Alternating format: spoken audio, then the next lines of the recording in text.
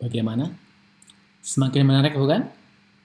Nah, saya akan membagikan tips pada kalian bagaimana supaya kalian bisa menjadi penulis yang menghasilkan karya yang hebat. Ada 3 hal yang perlu kalian perhatikan. Disiplin, konsisten, dan menulis dengan hati. Disiplin. Seorang penulis butuh disiplin yang tinggi.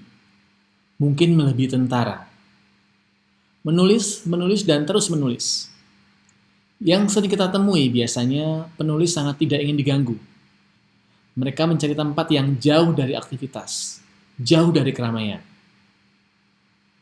Hal itu mereka lakukan untuk menumbuhkan rasa disiplin dalam diri mereka. Bahkan, mereka rela untuk mematikan alat komunikasi untuk beberapa saat. Yang kedua, konsisten. Seorang penulis butuh konsistensi. Jangan angin-anginan ketika kita menulis. Mungkin sehari bisa diawali dengan menulis setengah jam terlebih dahulu, kemudian bertambah, dan terus menulis. Lama-lama, menulis menjadi sebuah kebutuhan seperti halnya nafas. Yang terakhir adalah menulis dengan hati. Seorang penulis harus menulis dengan hatinya, dan tidak ada unsur paksaan. Nah, kalau kita masih terpaksa dalam menulis, kita harus berdamai dulu dengan diri kita. Nah, kalau sudah betul-betul siap menulis, mulailah kalian merangkai kata-kata dalam menulis.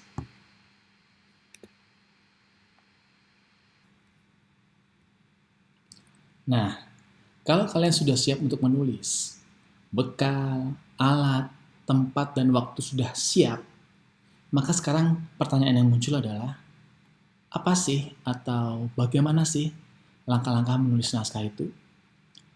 Sejauh ini ketika saya bertemu dengan mahasiswa kelas penulisan naskah, mereka banyak menulis tetapi tidak dengan langkah-langkah yang sistematis. Tanpa acuan yang jelas, hanya mengikuti kata hati dan mengalir.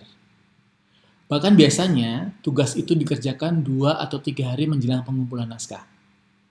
Atau bahkan ada yang 1 hari sebelum batas waktu pengumpulan naskah. Kalian bisa bayangkan bagaimana hasilnya. Nah, bagi penulis pemula, baiknya kita harus paham betul-betul tahap-tahap sistematika penulisan yang lebih simpel dan membantu dalam penulisan. Sehingga tulisan tidak mengikuti rasa penulis hingga menyulitkan diri sendiri. Kelemahan penulis biasanya mengikuti kata hati. Ya kalau kata hati kita baru on. Ya kalau mood kita baru baik. Nah, sebagai penulis, kita harus bisa membangun mood menjadi sebuah kebutuhan, seperti halnya nafas kita. Di sini saya akan sampaikan poin-poin terlebih dahulu tentang langkah-langkah pembuatan naskah.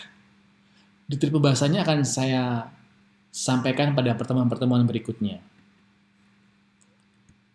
Jadi, langkah-langkah pembuatan naskah yang pertama dari ide, sinopsis, penokohan, storyline, treatment, first draft, final draft. Nah, banyak dalam seminar dan diskusi penulisan, tokoh-tokoh atau penulis yang mengatakan, saya menulis mengalir, tidak sistematis, dan mengikuti kata hati. Betul, tapi sebetulnya tidak seutuhnya betul. Mereka pasti juga akan melakukan tahapan-tahapan penulisan.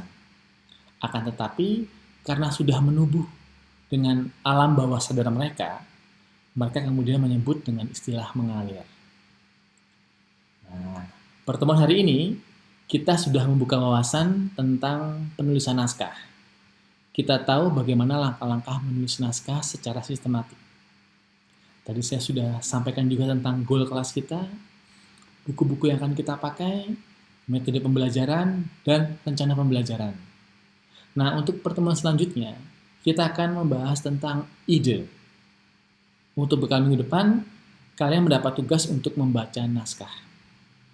Ceritakan kembali naskah tersebut dengan bahasa kalian. Baik, kelas saya cukupkan sampai di sini. Terima kasih untuk perhatiannya dan sampai ketemu lagi pada pertemuan berikutnya. Salam sehat selalu.